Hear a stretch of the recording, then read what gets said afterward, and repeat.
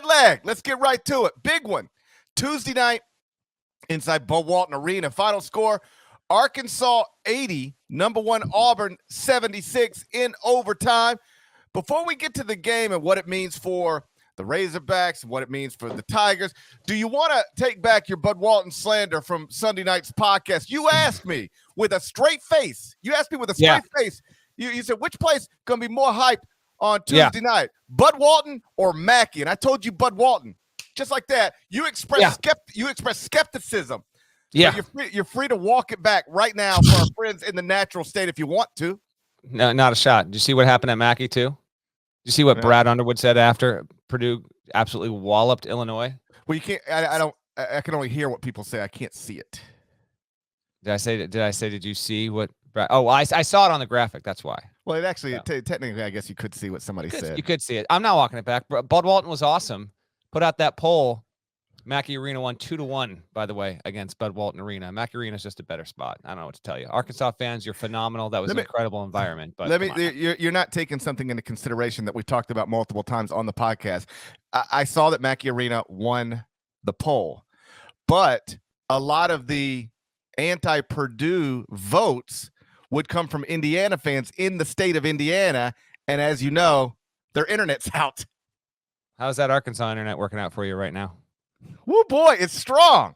Yeah, it's strong. Although I will tell you, Bart Pullman, who's been a media member in the state of Arkansas for a long time, I used to go on his show all the time, and he pointed out last night that I used to come on for years and say, this is a sleeping giant, this Arkansas basketball program.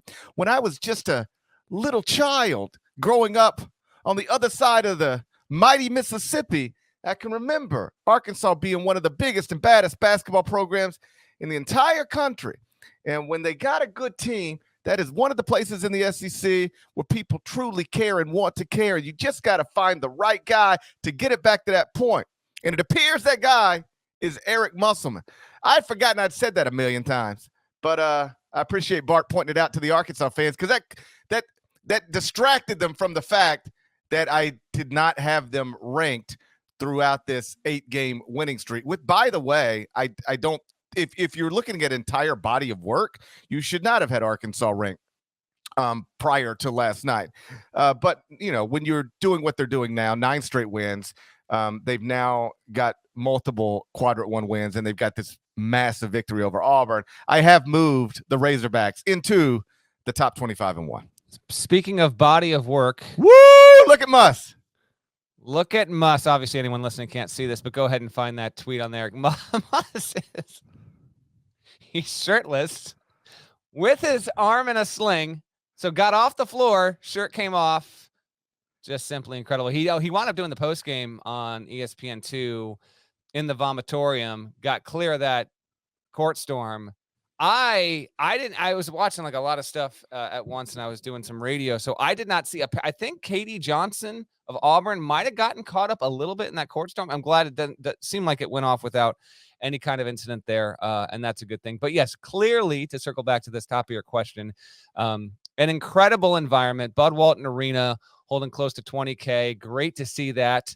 I actually did watch for about like 10 minutes on earlier on Tuesday or Monday. I watched the YouTube video of when number 2 Auburn went into Arkansas and lost to the Hogs back in 1999.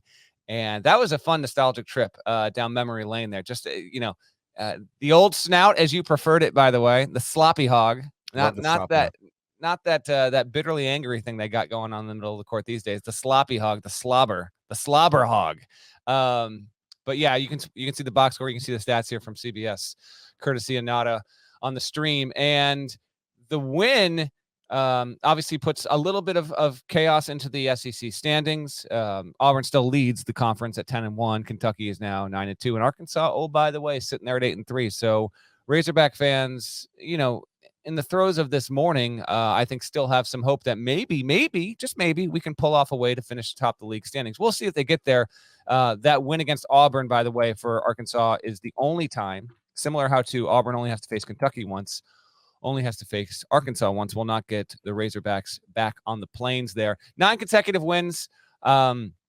I haven't done the math, but I got to figure with this kind of resume at this point, Arkansas is looking like a 6 seed, 19-5 overall, maybe even a 5 seed. Their wins early in the season, as you point out from a resume perspective, weren't that worthy. I'd probably go 5 seed. I'm blindly looking at it here for Auburn. Real quick, and then you take it away. Again, Wendell Green Jr. is a fun player, but his shot near the end of that game was horrendous. And Jabari Smith, although he did get off 16 attempts on Tuesday night, which was more than I think the 8 or 9 he had against Georgia. And Smith had a big 3 that kind of cut the deficit and made the game still in doubt late. I still want him to get more touches. It's still kind of bizarre to me. Now they have a lot of guys who can score and play make. I get all that. Wendell Green Jr., Katie Johnson, Alan Flanagan was a significant piece on last year's team, and he's still getting worked into this. He started in the game last night, but I just can't help but wonder if Auburn, and Bruce Pearl's got to know this, but like if it's going to be this Final Four national championship team, like it's got to have a little more alpha from Jabari more consistently late. And I don't know if that's the exact reason why they didn't pull it out, because again, Jabari had 20 points. It's not like he was lacking, but I just thought there were possessions late in that game where they should have looked to find him more than relying necessarily on Johnson or Green. How about the final possession of regulation? Shot clock's off. You're in a tie game. Look, I don't mind Wendell Green taking the final shot. I hated that shot. I mean, he got their last 4 field goals in regulation, like 4 field goals, final 4 minutes. And 3 of those baskets came on layups. He was getting to the rim. And then he didn't even attempt to get it. He just pulled from the snout. He wanted to win it from the snout, which I understand on a basic human level. It would have been an incredible highlight. But the problem, of course, is he's a 33% three-point shooter. Why are you pulling from the snout with the game on the line? Now, I do think we were in one of those situations where if he would have tried to get to the rim again, he would have had to score. Like, they were not going to blow the whistle and call a foul in that moment, or at least it was going to have to be a clear cut. I can't not call this foul. So whatever, but the shot was horrendous. Like, if that were Steph Curry or the woman who plays at Iowa, I'm fine with it. But Wendell Green pulling from the snout at the buzzer. He ain't Caitlin Clark, that's for sure. Is outrageous. I'm with you on Jabari. Like, he did get, 16 shots, but and ended up with 20 points. So if you didn't watch the game, it looks okay. Well, he got 16 shots, got 20 points. Wasn't the most efficient player on the court, but he got 20 points on 16 shots. But he had a couple of big shots late that got the point total up there. I'm with you. I didn't think he was prioritized enough in the final minutes of regulation. And, when you are operating with somebody who might be the number 1 pick in the draft, and I love on the, when you're operating with somebody who might be the number 1 pick in the draft, like you got to do something to get him a little more involved. After the game, one of the first things Muss said on the postgame interview is that, Auburn was dancing on the Razorback. Yeah. So, In fairness to Auburn, if you decide you want to dance, kind of hard not to dance on the Razorback. It's so big, Yeah. It takes up a lot of space. This seems to be something that's increasing in frequency across American sports, though. This has happened a couple times in college football. The chat's going to remember it off because there's more people that I can't remember, but there was a deal with some sort of team that the other team was on the logo before the game. And this happened, I think, in hoops earlier this season as well.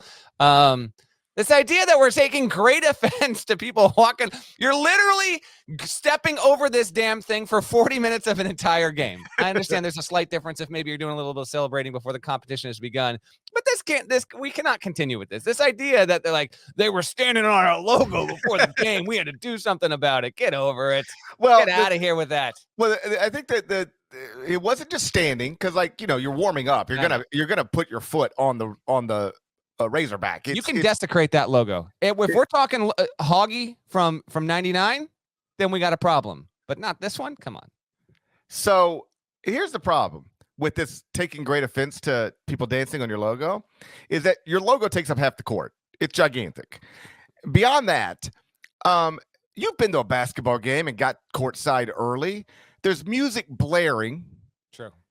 And some people's natural instinct is to dance a little bit. So were they actually I don't know. I mean, I didn't have eyeballs on this. I'm sitting in a studio in New York. But were they actually dancing on the logo to be offensive, to try to agitate you? Or were they just bouncing around pregame and happened to be dancing? And if you paused it and said, hey, look down, it's like, oh, wow, I'm on the logo. How big of a deal is that? I don't know. On the other hand, whatever you got to do to get motivated, I guess do it. It seemed to work out. Arkansas gets the win. So back to the Razorbacks resume, because there was a lot of this over the past week from Arkansas fans. Like, why are we not ranked? We've won 8 in a row and all that stuff. And like, if you wanted to, this is where how your approach to ranking teams is, it's very subjective. You can do it a variety of ways. Sometimes you can do it without even like caring who wins or loses games. If you just wanted to say they're hot, who's the hottest teams in the country right now, then Arkansas could be wherever you wanted to put them. They had, won 8 straight games. But even after last night's win, they're still just 2-3 in quadrant 1, 6-0 in quadrant 2, so 8-3 in the first 2 quadrants with 2 quadrant 3 losses. Like, I'm trying to think. I don't think there's anybody else that I have ranked in the top 25-1 with 2 quadrant 3 losses.